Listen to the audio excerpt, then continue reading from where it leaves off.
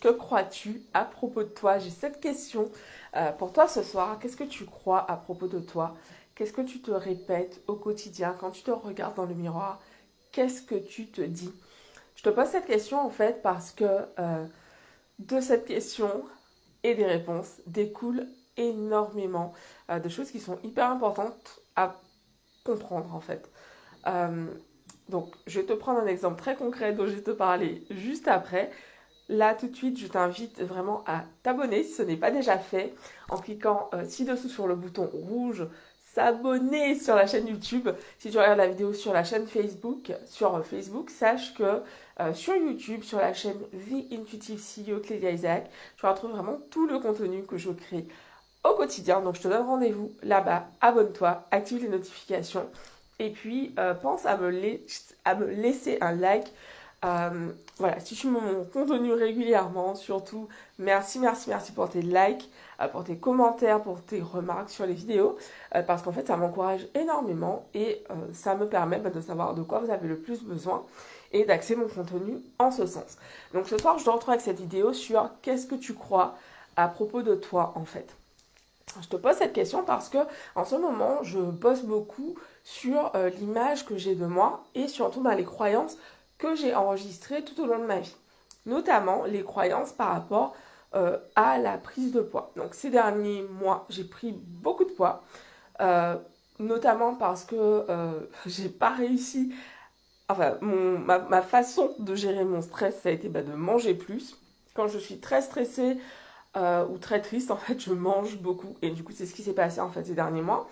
Et du coup, là, en fait, je veux vraiment faire les choses différemment cette fois-ci. Pas tomber dans le truc en mode, ok, je fais un énième régime. Ça fait un moment d'ailleurs que je n'en fais plus. Mais en fait, je veux vraiment arrêter ce truc de frustration et en fait, vraiment comprendre qu'est-ce qui se joue. Et donc, ça m'amène vraiment à ce sujet. Qu'est-ce que tu crois en fait à propos de toi? Parce que c'est vraiment ce travail que je fais en ce moment. Je te prends cet exemple à propos de la prise de poids parce que c'est ce que je suis en train de bosser en ce moment. Mais tu peux vraiment l'appliquer dans tous les domaines. Par exemple, quand j'ai voulu me lancer dans l'entrepreneuriat, je me suis demandé, parce que je sentais que j'avais vraiment du mal à y aller, je me suis demandé, mais qu'est-ce que je crois en fait? Qu'est-ce que je me raconte? Et je me suis rendu compte en fait qu'il y avait énormément de phrases du style non mais tu vas pas y arriver ou si tu n'as pas tel truc c'est enfin en fait il y avait énormément de croyances que j'avais emmagasinées. Par exemple, oui, les entrepreneurs galèrent énormément. Il faut travailler hyper dur quand on est entrepreneur et se lever tous les jours à 5 heures du matin et limite ne pas manger jusqu'à 5 heures, 6 heures du soir. Parce qu'en fait, j'avais vu énormément de choses. Et en fait, euh, mine de rien, on ne s'en rend pas compte parce que la plupart du temps, on n'est pas du tout conscient de ces mécanismes. Mais en fait, il y a énormément de choses qu'on enregistre et qu'on croit être la vérité, alors même qu'en fait, ce sont des choses qu'on a simplement enregistrées de notre enfance jusqu'au moment où l'on s'en rend compte. Et du coup, quand je te pose cette question, qu'est-ce que tu crois à propos de toi? Je t'invite vraiment en fait à te poser cette question. Qu'est-ce que tu te crois? Qu'est-ce que tu te racontes en fait? Par exemple, en fait, une chose que je me raconte, c'est que en fait, j'ai toujours eu en tête ce truc que je suis grosse. Alors, du coup, je me dis, c'est vraiment un truc qui me met hyper mal à l'aise de dire là en vidéo, mais c'est vraiment un truc que je me répétais parce que depuis que j'étais gamine, en fait, dans ma famille, j'étais vue comme la grosse. Alors même qu'en fait, j'étais pas du tout grosse, mais du coup, parce que dans ma famille, tous les gens du côté de la famille de ma mère, ils sont hyper minces. Et du coup, voilà quoi. Genre, moi, j'étais en mode la fille qui a des fesses, de la poitrine, des joues, voilà. Et donc, du coup, c'est hyper intéressant en fait de comprendre ça parce que au final, tu peux trimballer un truc comme ça avec toi et te répéter toute ta vie je suis grosse, alors même que en fait, peu importe le poids que j'ai pesé au cours de ma vie, je me suis toujours trouvée trop grosse. Et du coup, c'est important en fait de comprendre que, ok, qu'est-ce qui se joue en fait, qu'est-ce qui se passe pour justement aller bosser le truc en profondeur. Et c'est vraiment ce que je fais. Ça fait déjà plusieurs années que je bosse dessus parce que c'est bien ancré, tu vois, cette croyance. Il n'empêche que je suis hyper contente des progrès que j'ai faits parce qu'en fait, avant quand je grossissais, je me disais non mais en fait, je me trouvais pas belle. Et en fait, aujourd'hui, j'ai grossi, mais je suis toujours en train de dire, oh là là, mais vraiment, je me trouve canon, et voilà, et je le pense. Et du coup, ça, j'en suis super contente parce que pour moi, c'est un très très gros progrès. Oui, je me dis, bah ok, j'ai envie de perdre du poids parce que bah, c'est pas du tout mon poids de forme et surtout, bah, je fais pas du tout la quantité de sport et bah voilà, je suis pas dans un corps dans lequel je me sens bien. Donc, j'ai envie de perdre du poids. Pour autant, je me trouve très belle. Et du coup, ça pour moi, c'est vraiment important. Et je vous en parle en fait parce que ça, c'est vraiment le fait de travailler sur moi. Ça a changé ça parce qu'avant, en fait, chaque fois que je grossissais, bah, je me trouvais moche alors que, je veux dire, look at me. Donc voilà, du coup, c'est important en fait de comprendre que nous sommes des êtres complexes. Et moi, j'avais tendance à voir les choses vraiment de façon c'est blanc ou c'est noir. Et alors qu'en fait, aujourd'hui, ce que je comprends de plus en plus, et ce dans tous les domaines, c'est que ça peut être gris. Ça peut être gris ou tiède, tu vois, genre à température ambiante, comme j'aime dire plutôt.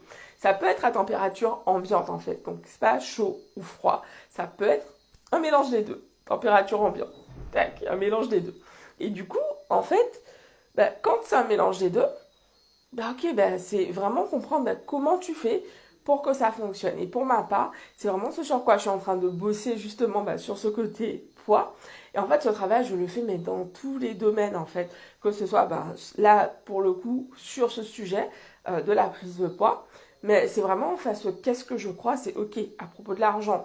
Qu'est-ce que je crois à propos de l'argent, mais qu'est-ce que je crois de ma façon de gérer l'argent, etc. Qu'est-ce que je crois par rapport aux relations amoureuses. Enfin, cette question, qu'est-ce que tu crois à propos de toi, tu peux vraiment te la poser dans absolument tous les domaines.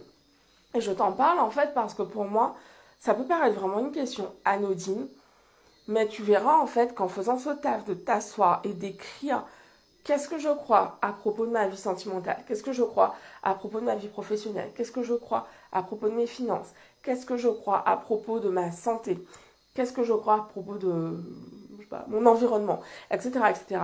En fait, ça va vraiment te permettre, qu'est-ce que je crois à propos de mes loisirs, par exemple, ça va vraiment te permettre, en fait, de comprendre que à tout moment, tu peux vraiment, bah, déjà t'arrêter et regarder, ok, on en est où, c'est quoi le bilan, on en est où aujourd'hui, et une fois que ça s'est fait, bah, ça te permet vraiment d'identifier ce que tu veux changer et bah, pour ensuite bah, commencer à avoir des résultats différents.